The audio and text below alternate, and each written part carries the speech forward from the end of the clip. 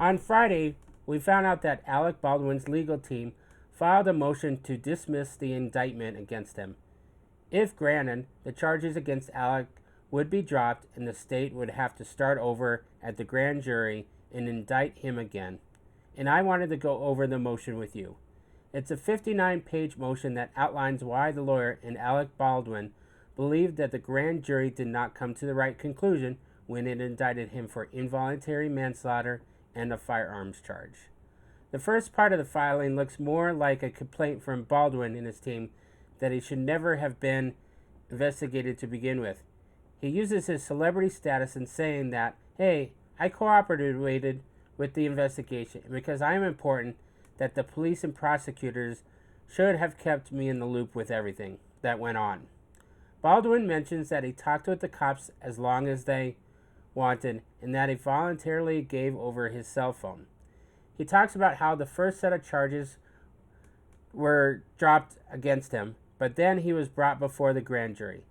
Since Baldwin was arguing that he really was being tried in the media, the motion should have been filed as a TikTok video instead.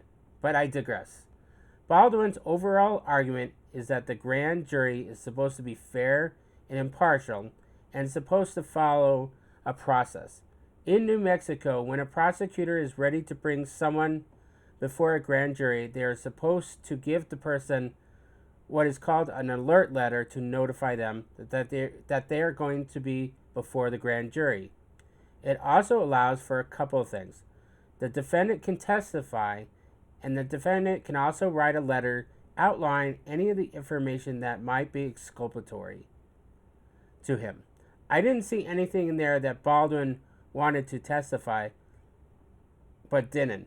But the motion did say that Baldwin put in a letter to discuss some of the things that would exculpate him or make him look innocent.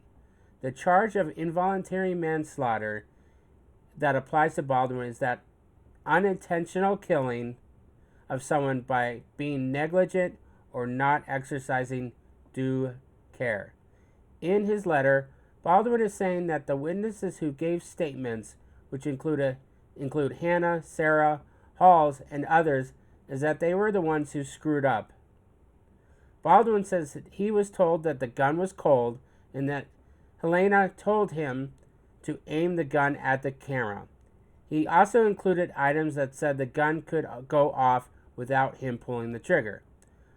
Baldwin's lawyer argues that because the state timed the grand jury proceedings to start 2 days before it was going to be dismissed, the state rushed through the indictment process in 1 day, and in the process the prosecutor did not present the witness statements to the grand jury. He argues that the state wasn't fair in what they told the grand jury. So the motion is to dismiss the indictments.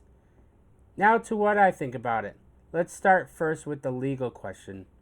Unfortunately, not being a lawyer and not living in New Mexico, I'm not quite sure of all the statutes there and what courts have decided about the grand jury process in New Mexico.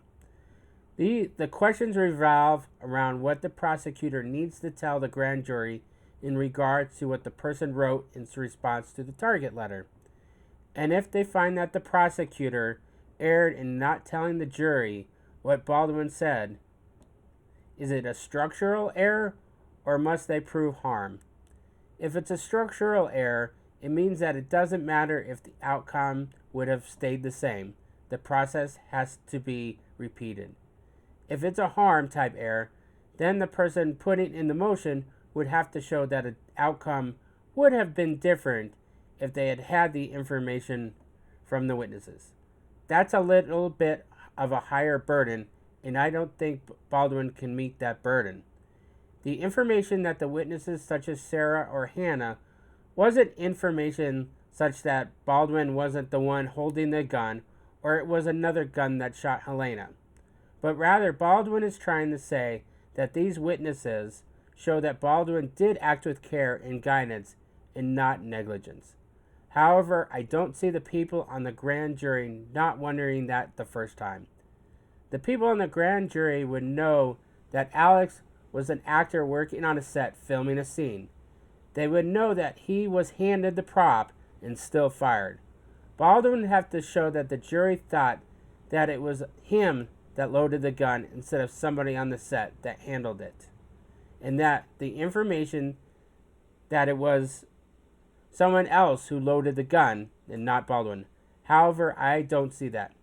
I see the grand jury making the same decision to hold over for trial even with the witnesses. So if it requires showing prejudice, I think Baldwin loses. Now, in terms of overall, I think Baldwin should be very worried, and here are the reasons why. One, what we learned from the previous trial, it was a very chaotic set. Actors, including Baldwin, were not following safe protocols. The rules are don't point a gun at someone, always make sure it's off in line in terms of someone in the back. They weren't returning guns safely. There was a scene where Alex was shooting after cut. Alec comes off as not a likable guy. He sounds arrogant and narcissistic. That won't help. And they will play the interview where Alec did after the shooting where he said he was the victim and can't find jobs. Let's also talk about his role as an executive producer. Alec will need to convince people that the title means nothing and he was just an actor. The set itself was chaos. The armor and prop manager were too inexperienced to be in the roles. So did Alex have any say in hiring those two people, for example? Plus, the day before the shooting, there was an accidental discharge.